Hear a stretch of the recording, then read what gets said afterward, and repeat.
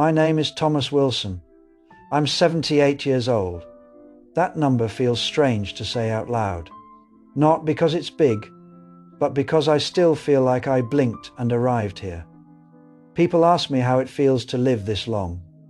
They expect wisdom. They expect pride. What they don't expect is regret. Not loud regret. Not dramatic regret. The quiet kind. The kind that waits until everything slows down, and there's finally space for it to speak. There's something no one tells you when you're young. Life doesn't warn you when you're using it up. It doesn't tap you on the shoulder and say, "Hey, this moment matters more than you think." It just keeps moving. And one day, you look back and realize the most important parts of your life passed while you were busy surviving, planning, postponing.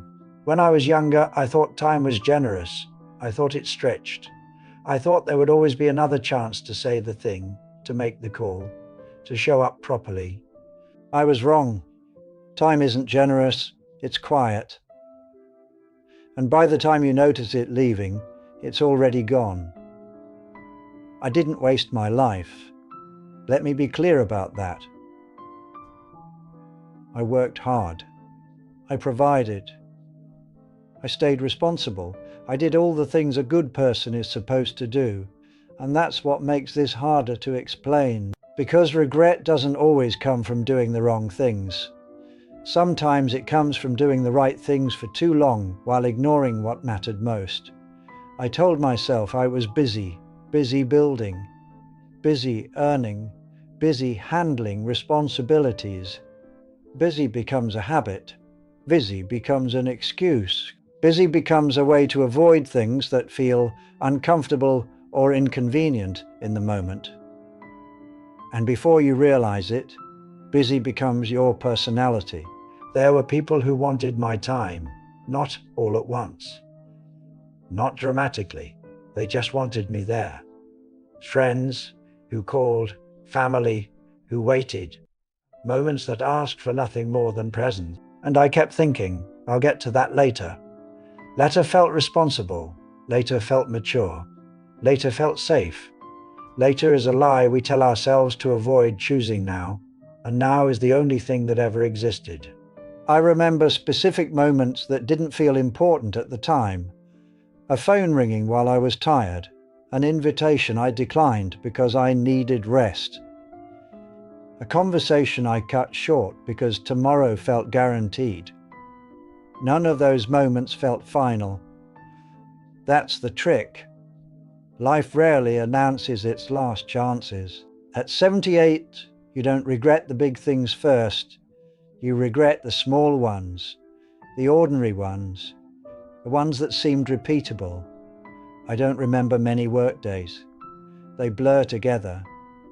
But I remember the faces of people who stopped calling, not because we argued, but because effort faded on my side.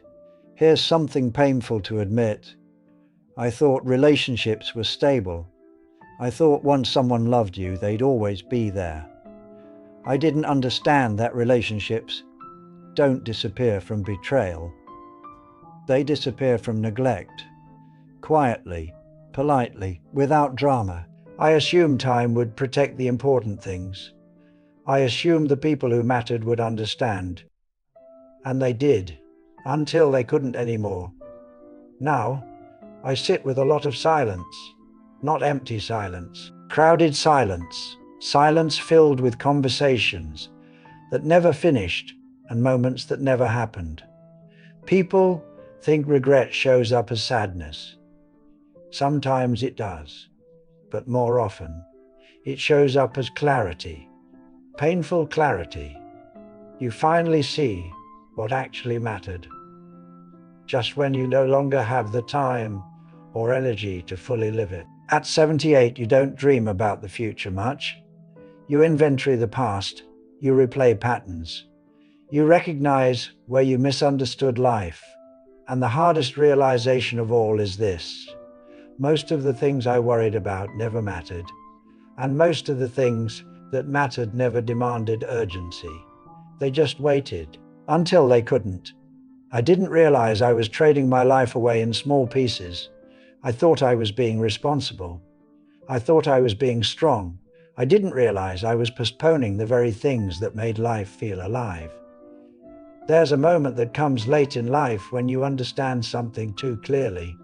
You don't miss time.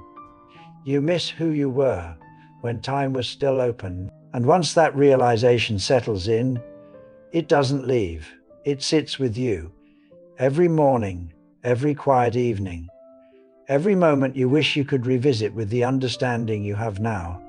I'm 78 years old, and only now do I understand what I should have protected sooner.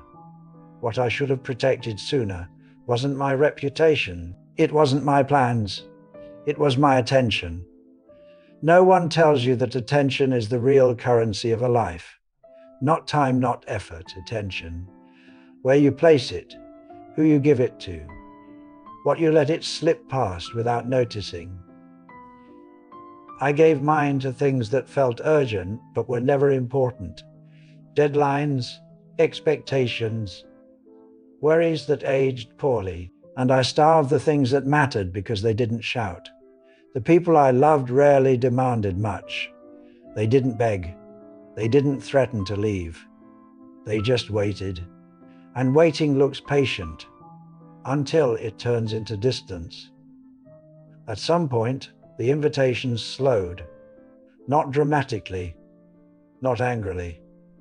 They just became less frequent. And I told myself that was normal. I told myself everyone gets busy. Everyone grows apart. What I didn't understand was that growing apart is usually just one person doing most of the growing away. There's a moment late in life when you finally see your patterns clearly. You see how often you postponed joy because it didn't feel productive. How often you treated rest as laziness and connection as optional. How often you told yourself, I'll enjoy this later when things settle down. Things don't settle down, they end. I used to think wisdom came from experience. Now I know it comes from reflection, and reflection often arrives when it can no longer change the outcome. That's the cruelty of it. You become clear at the exact moment. Clarity stops being useful to you and becomes useful only to others. I sit with that now, not angrily. Just honestly, there are faces I wish I had looked at longer, conversations I wish I had let run without checking the time, moments I wish I had recognized as ordinary miracles. Because that's what most of life is. Not highlights, not achievements, just ordinary moments that never repeat in quite the same way again. At 78, the days are quieter, not empty, measured. I wake up, I move slowly, I notice more. Funny thing is I finally have the attention I should have had all along. But most of the places I want to put it no longer exist. There's a specific kind of regret that comes from knowing you were present, but not present enough. You were there physically.